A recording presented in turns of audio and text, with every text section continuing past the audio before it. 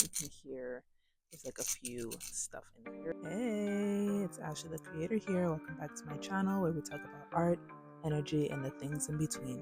Enjoy. So I'm doing a voiceover because the audio for the video is kind of bad.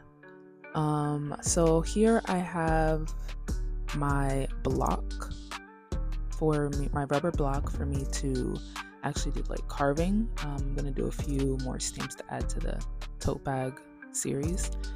Here I have a speedball carver. It's probably not the actual right name for it, but it'll do. So on the inside, you can hear that there's stuff at the bottom. It's kind of a little capsule, and you would twist the top and you can kind of just lift it up and you'll see there's like a curvature. So that part goes in there, then you twist it on and it's tight.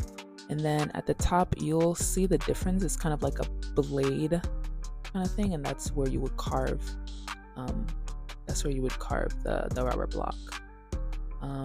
So I have a few more fruits to do. I have pineapple, I have mango, I have apple, I have banana, and I have papaya. Yes, I believe that's like 5 or 6 more, and grapes, so that's 6. So I was initially trying to focus more on grapes and banana, but I guess we'll see what I come up with.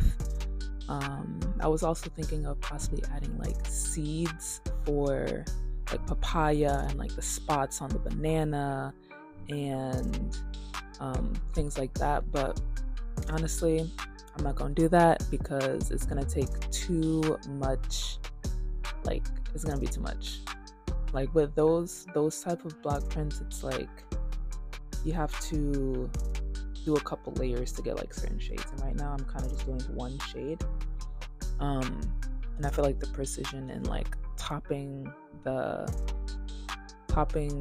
stamps on top of each other for it to like come off like really aligned won't take a lot. So I think the whole thing for me is kind of just keep it simple, not too complicated, because that's really the aesthetic that I want for this limited collection of tote bags. So I'm gonna get right into it. I'm kind of babbling here in the audio. I think I was talking about like slowing down because social media kind of has us going fast and wanting to do more and want to do more. We really need to take our breath and regulate our nervous system. But yeah, so I guess right now this is more like a long form video. I'm working on doing more of that so you guys kind of get behind the scenes process of my art practice and the creations and the products that I make. So yeah, if you want, you could have this in the background. I might put some like timestamps for you to see because I'm going to show you the process on how to actually carve the stuff. And yeah, so here we go. Okay, so first what we're going to do is you want to find a nice reference photo for you so that you can sketch it out on the rubber block to a design that you prefer. I started off with papaya, and what I did was I decided to draw it sliced in half so that you can have the seeds showing and exposed. The way that I'm probably going to do the seeds, I'm probably just going to paint the seeds black and then the outside like that peachy color, and then I'll stamp it as opposed to making multiple stamps. For the banana, I was thinking of doing like a bunch of bananas, or maybe just like one single one but unpeeled. I decided to just do one banana peeled just to keep it simple and cute.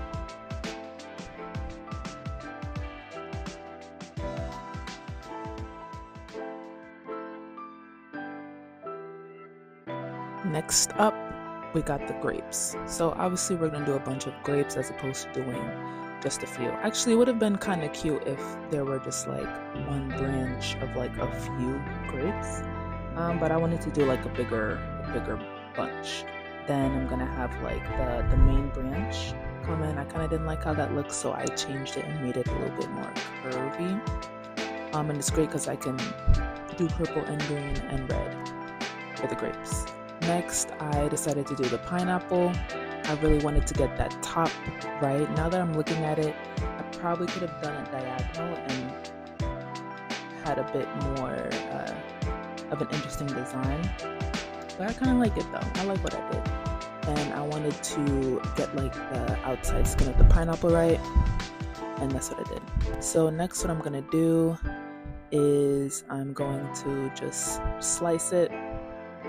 Just going to slice it down and separate them so that I can start actually carving out the rubber.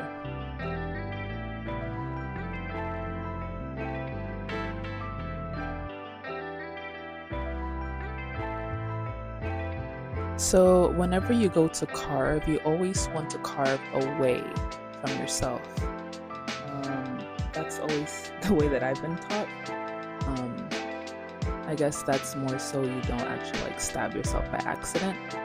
And you want to do your best to create more distance from the top, if that makes sense. So where the fruit is, you want it to be like risen up like at least like 1 centimeter or like 1 millimeter. So you want to carve low as much as possible, so when the paint actually gets painted on or rolled on, it doesn't show. I did make the mistake of not carving low enough, but I can always go back and take off excess if I need to, so that way when I go to print it on the toe pads, it doesn't actually show as like little splotches of paint. Yeah, so what I'm doing here, I'm pretty much just going around doing the details. It's easier to, like I said, carve away, even though it's not really like carving away from myself. It's also like carving away from like the sharpness, because you see how like there's like indents where like the leaves of the top of the pineapple is. Like it's a lot easier to carve away from it as opposed to carve against it, because it won't be a sharp line.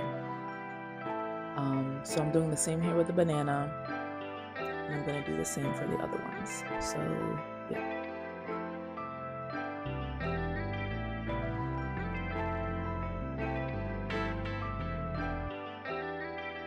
I'm going to go ahead and speed up this video in a bit, but one thing that I do want to mention is that whenever you have the lines, you also want to carve those lines, just so it has like a separation between the paints. Because like if I didn't, well, I will, you will see in the video, but if I didn't actually like carve the outlines of the lines that I drew for this banana peel, like it would all just be one block.